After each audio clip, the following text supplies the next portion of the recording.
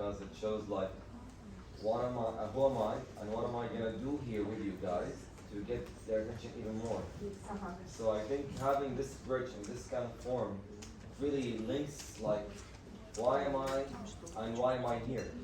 You know, who am I and why am I here? Even more. Great.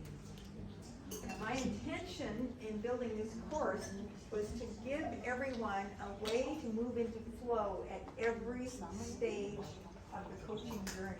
Easy doorways into intuition and flow states. So that the whole program you develop becomes an easy, step-by-step emergence for everyone who's in it.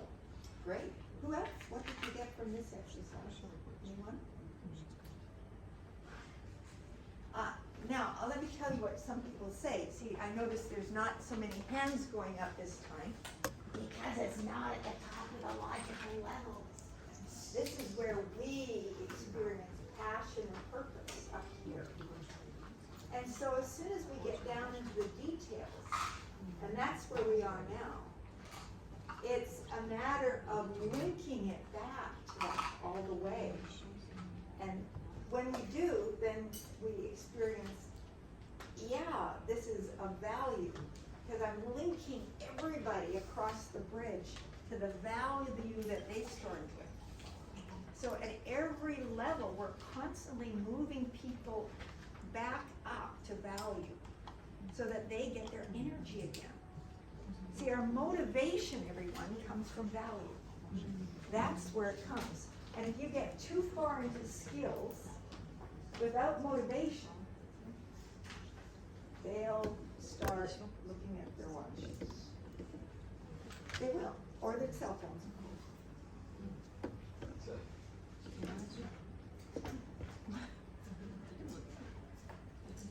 You know what I'm talking about. And you've lost them. So we are constantly assisting people to keep finding their purpose. And that's not easy. Especially learning something new. And I'm doing that with you right now, actually.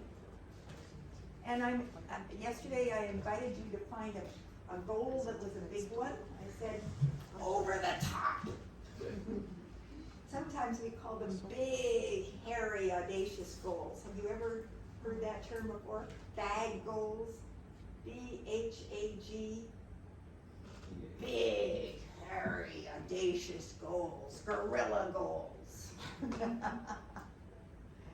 And so it's very useful to sometimes give a picture to the kind of goal you want people to develop for themselves.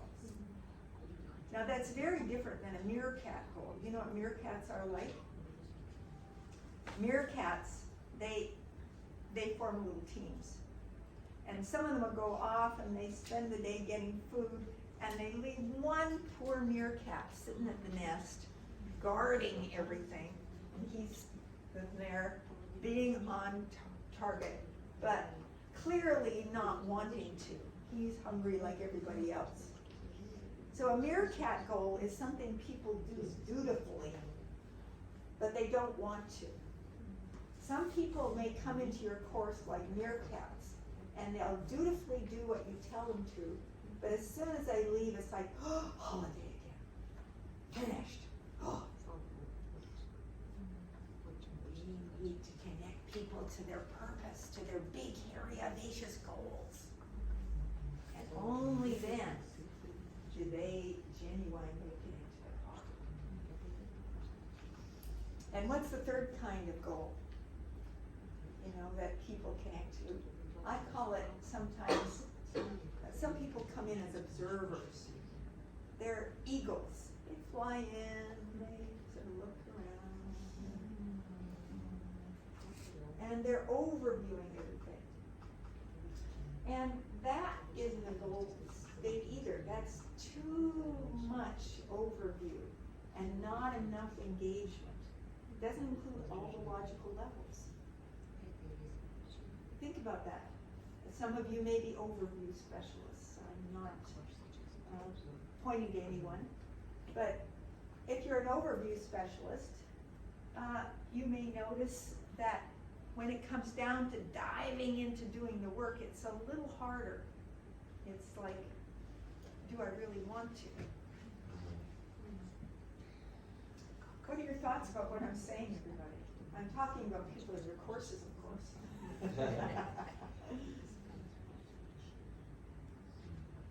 Yeah, go ahead. So, I think that's kind of like shine light on myself, because there's a connection between knowing and doing or practicing. So I'm thinking and looking at myself sometimes. By knowing, I already have all the satisfaction, and then procrastinate on doing. So what I may want to do is to create the value when I'm connecting and doing through my body. Therefore, when I'm actually not only knowing but doing, I'm first feeling it in my body, and then connected with my heart and my brain. So it's going to help me, like Merrilin said, go up the top. Right. So that every single logical level gets permeated with value.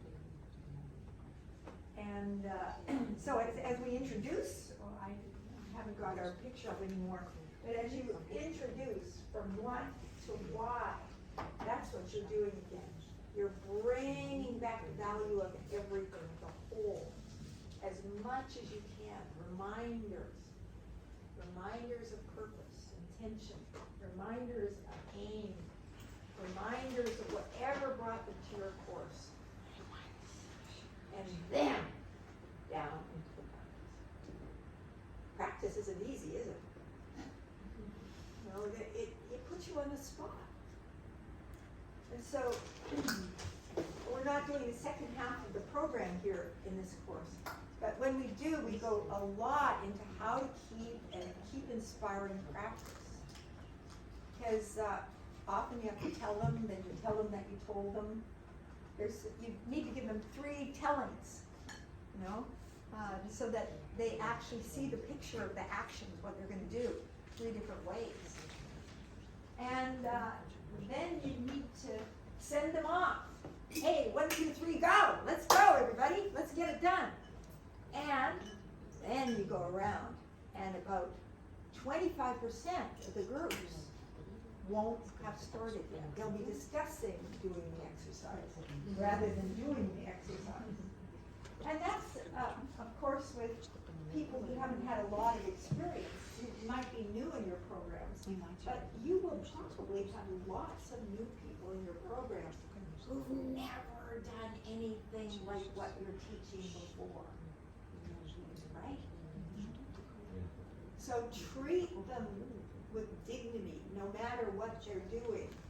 You know, if they're talking about the exercise, just come in and remind them again it's time to start and who's going to start first, and teach as you go around. And always go around people. There's trainers who, as soon as everybody goes out to practice, they're off on their cell phone. They're off on something else. Break, they're all doing the exercise. Be with your people. Every single person may be hitting a barrier. They may be discovering something new.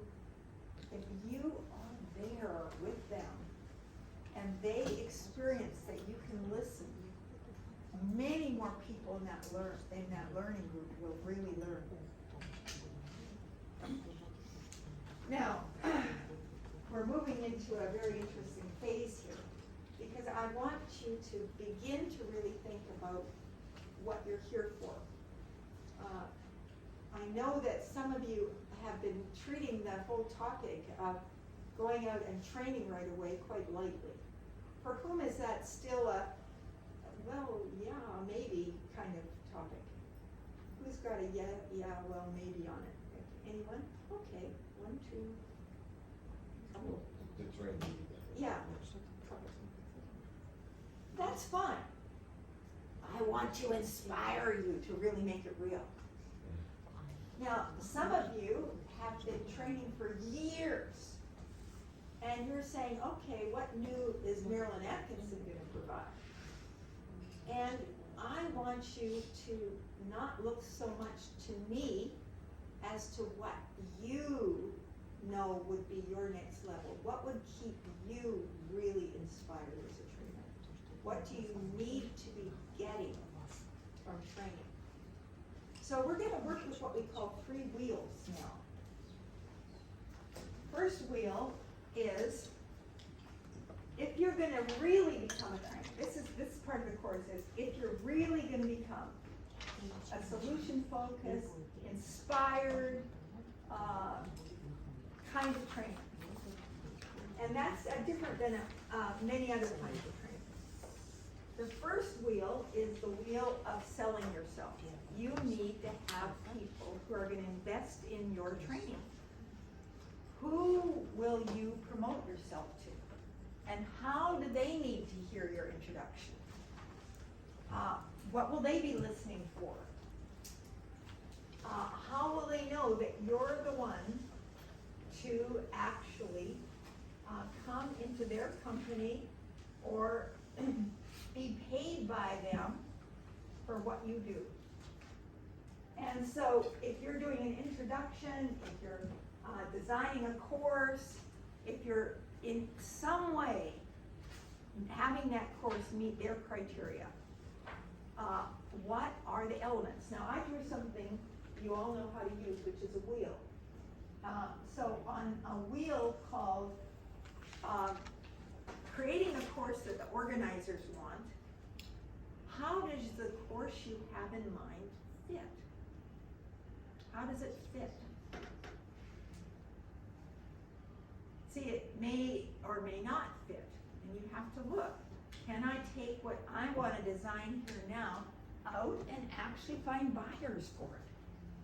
This is the real important conversation that everybody here needs to have. Now, some of you already know who your organizers are going to be. It's not an issue for you.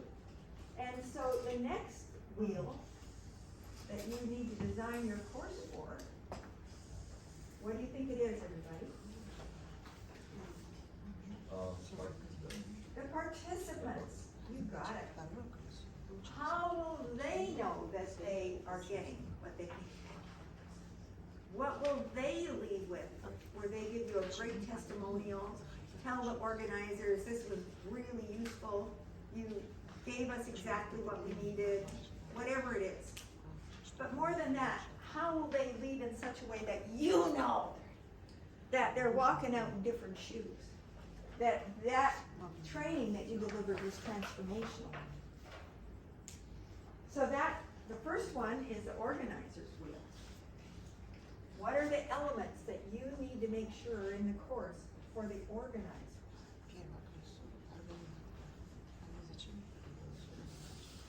The next one is the participants. How will they know that they got what they want? Now, who do you think the third wheel needs to be for? Yourself. You got it.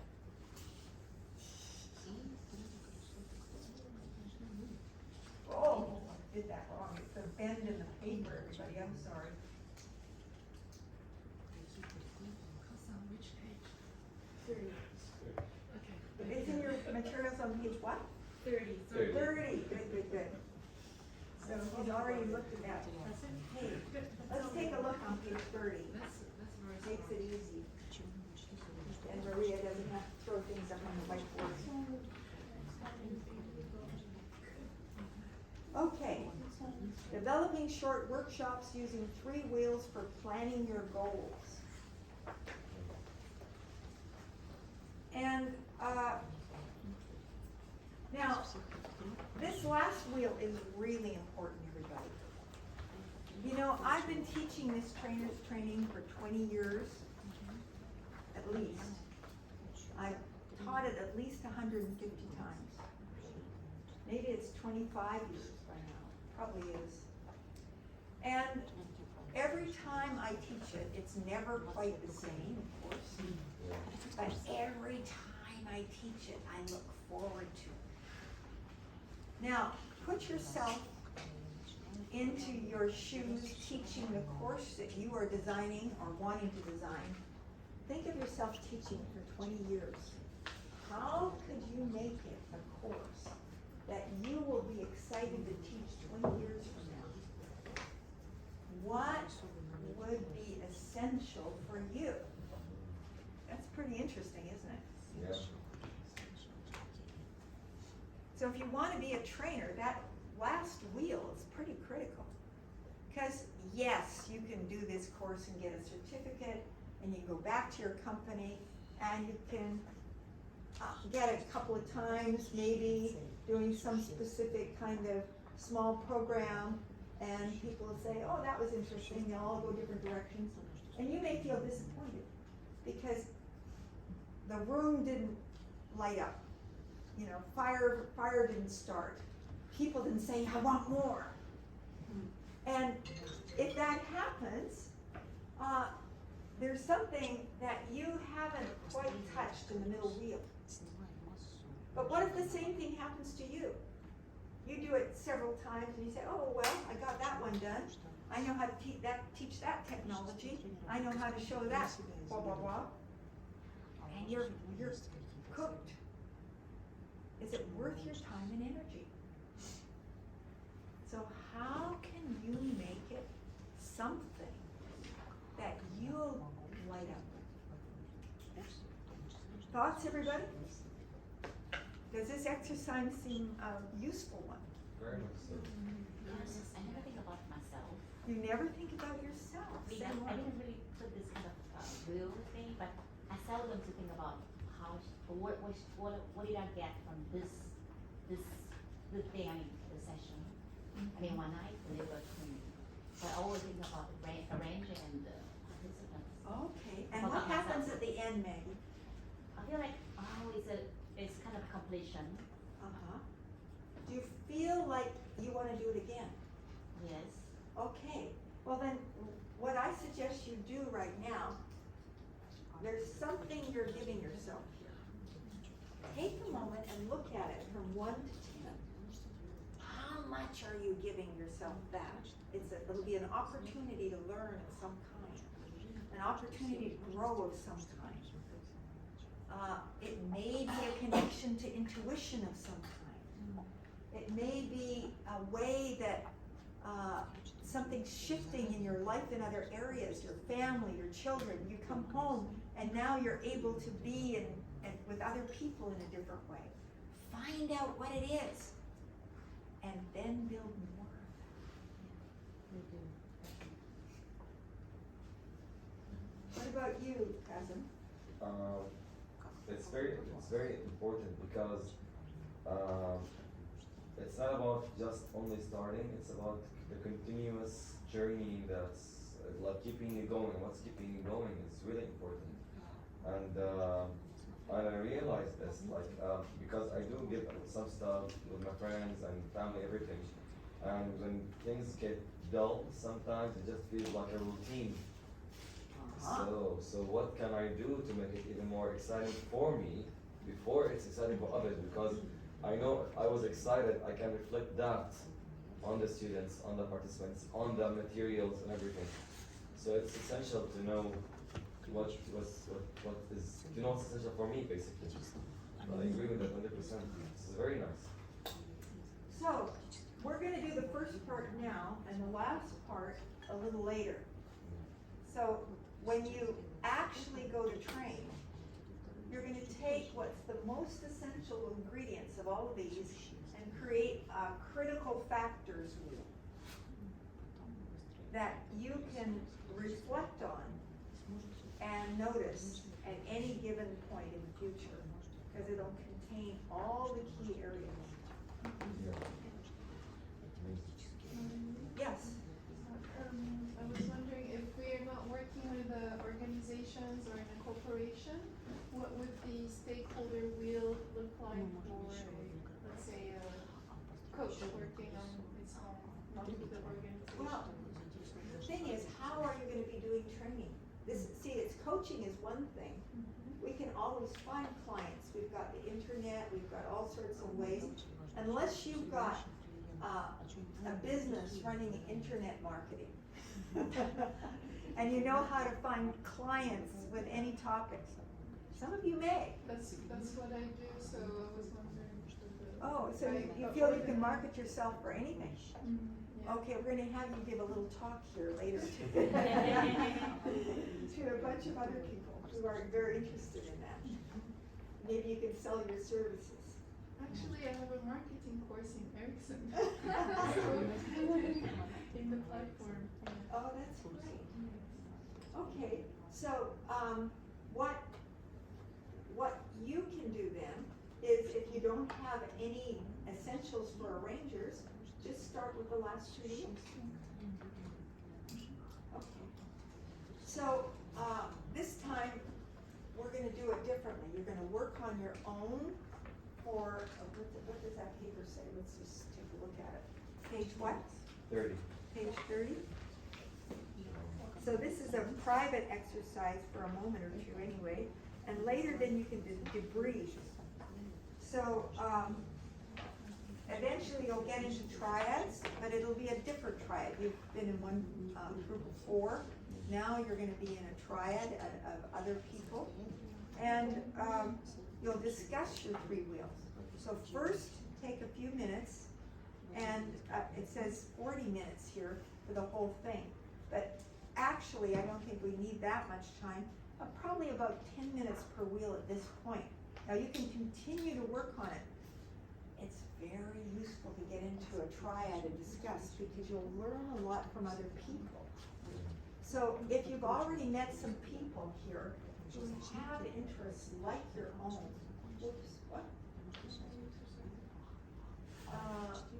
Okay, another discussion. Discuss your 3 wheels with 2 other participants, noting areas where you are clear and what you found interesting by exploring each question. That's what I'm saying.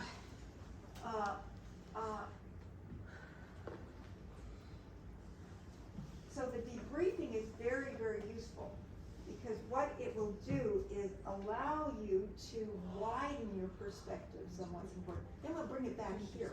So the last 10 minutes of this 40 will be back here in the room. So about 10, 12 minutes, maybe even 15 on your own.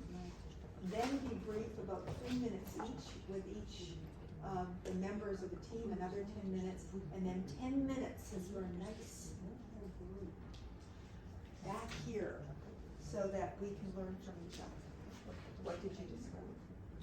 That's the game. Find a couple of new partners, and I think you're going to be surprised at the value of this exercise. Yes? Can you give an example, like for you as Merrilin, like what are the three wheels are important in the wheel of organizers? Oh, gosh, that's a big one. See, that's why I say we spend a whole half a day on it, to set this down. There's all sorts of experts in the room giving different kinds of expertise about critical ways that they market, that they find people who are interested in what they got. It's a huge topic, but you may actually want to talk with May. Micah. Micah, yeah. Yeah. So please do be willing to share, because you might give him some I'm ideas. happy to share with anybody who have questions or wants my support or Just while meet us I'm outside. here. Wonderful. Okay. Yes, go I ahead. have a question. So the same will. This is close to, let's say, I'm organizing my own training for a corporate client. So there's this meeting where they are bringing, if it's a tailor-made training, they are giving us the briefing for that. So this is pretty much the kind of conversation that we want to have in that meeting. So what they are coming out of the training with, what is really important for them, what they want to see, right? Mhm. Is this the kind of information we Right. want to have in that meeting?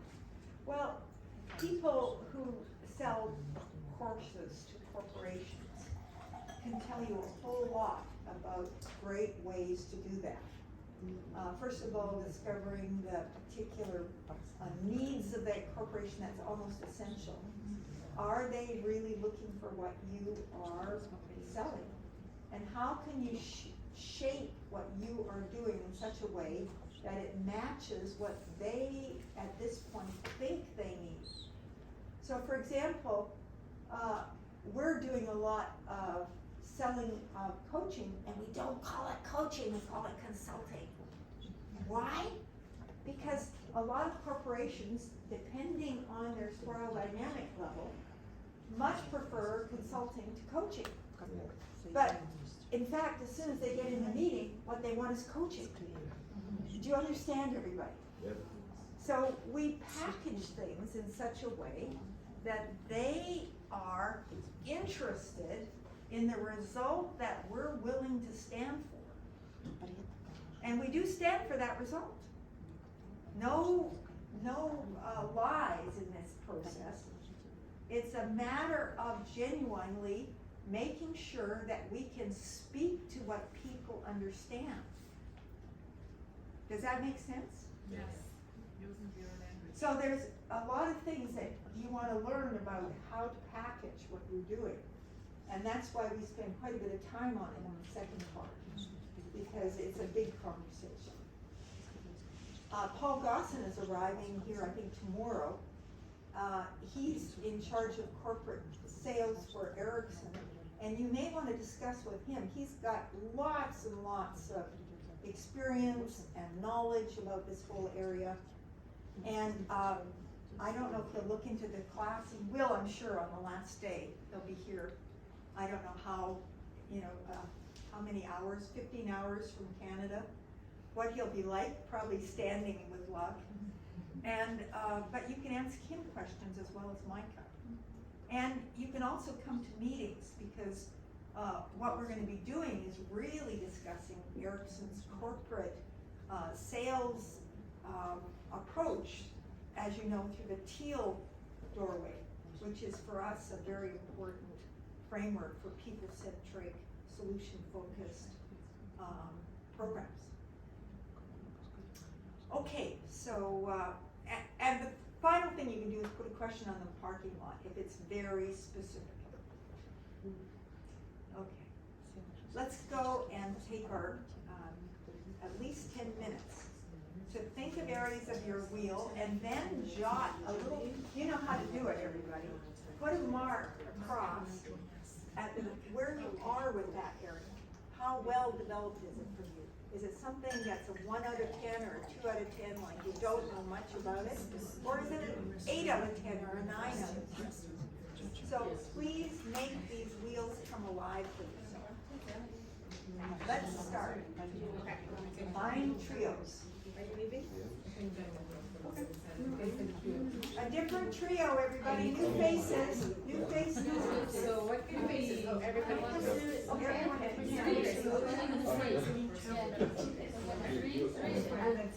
Yeah. Okay. You need a partner. Yes. Yes. You and Okay.